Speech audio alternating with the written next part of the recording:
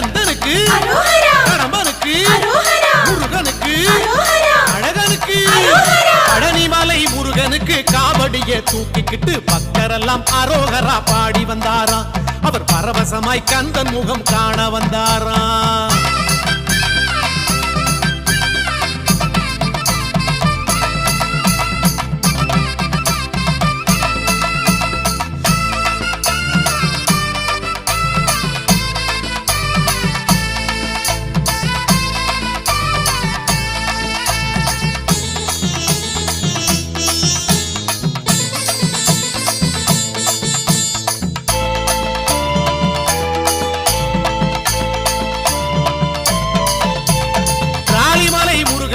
வேடர் குல மாப்பிள்ளைக்கு புள்ளிமயில் காவடிகள் தூக்கி வந்தாராம்.